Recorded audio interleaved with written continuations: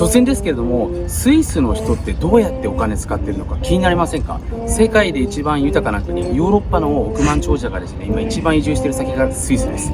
今回はですね、そのスイスにお住まいだったですね、私の友達のドームさんね、スイス人です。スイス人のドームさんがですね、スイスの人のお金の哲学に関してですね、以前開催してくれたセミナーの一部をね、今日特別公開ということで皆さんにお届けしていきますので、ぜひ今日のビデオもね、最後までご覧いただけたらと思っております。それではどうぞ。In Japanese society, maybe consumer trends and seasonal shopping play a larger role, especially in urban areas. So we all know the sakura or the momiji and so on when there is season and you buy seasonal stuff that every year is the same thing, but actually probably you don't really need it. And there is a lot of consumption of these products that are produced only for maybe 1 month or 2 months. And afterwards you cannot use it anymore. So this is something that, probably in the seasonal shopping or in the urban areas is very strong in Japan. Yeah, of course, time and nature, Swiss life. Again, this is very, very important for us. Okay, we have a deep connection to nature, hiking, skiing, spending time outdoors in regular part of life. I also was part of the YMCA when I was for like 10 years. So YMCA is an organization like the Scouts. I'm not sure if you have this in Japan. I'm pretty sure you do.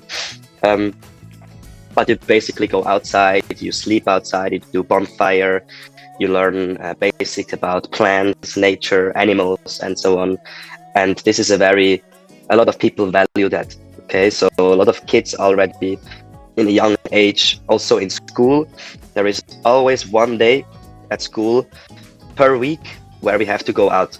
Okay, and it means we go out in the woods, in the forest. So it's very, very important.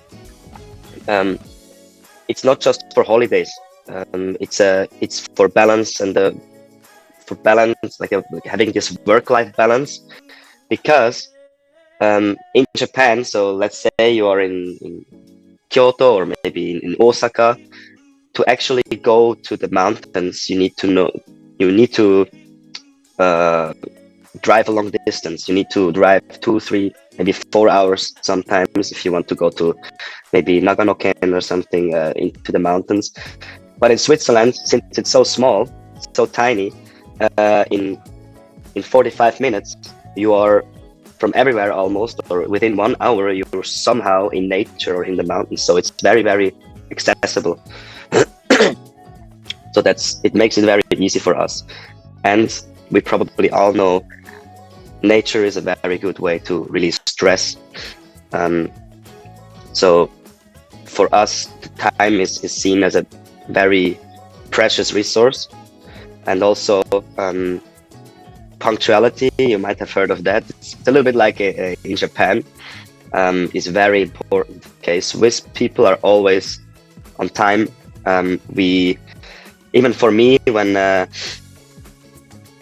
meet my friends and they come 5 minutes later, I'm a bit annoyed. Okay, but I have to get more flexible maybe. But this is very, very Swiss. Okay, also on time. If we have the time, we spend it somewhere valuably. Okay, good. So we try to be as efficient as possible in everyday situations, especially in work, so we have more free time afterwards that we can spend with family, in nature, with hobbies, and so on. So efficiency is very, very important for us. If you compare this to Japanese, this is also, there is a lot of similarities actually. So the nature with hanami and so on, this is something Japanese people love, the nature. Also animals and so on. So that's also part of some scheduled breaks sometimes. Okay, you have to go out. So what is interesting maybe also when it comes to the time and nature, so in Switzerland, again, we try to have basically maybe we have long working hours, but then we try to use this efficiency to be more, to have more free time. As in Japan, when you're very efficient and you have more free time, they use it to actually work even more. Okay, so the working mentality, we all know it. It's all about working as much as you can, because it's never enough. But in Switzerland, we really need to have this balance. Okay, we always separate. We have the work. We give everything into this work, into maybe 8 or 9 hours. Very efficient, to be very efficient in resting. Okay, so that's the difference. We really have to value that in Switzerland. Then maybe daily life tips and wisdom.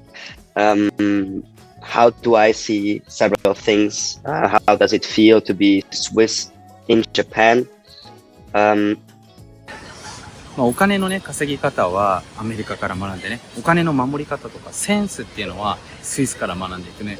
これが僕ね、日本人に一番フィットしてると思うんですね。なので今回ですね、特別に皆さんには、有料でね、開催したセミナーの方を一部お届けさせていただいたわけなんですけれども、今後もですね、スイス人のゲストの方をね、お招きして皆さんと一緒にこういう楽しくね、学びながら、そして未来を作れるね、イベントを随時開催していけたらと思いますのでね、ぜひ、この YouTube の下にあります公式無料メールマガジンに登録していただけると、今後のこういう案内もね、漏れなく届きますので、ぜひチェックしてみてください。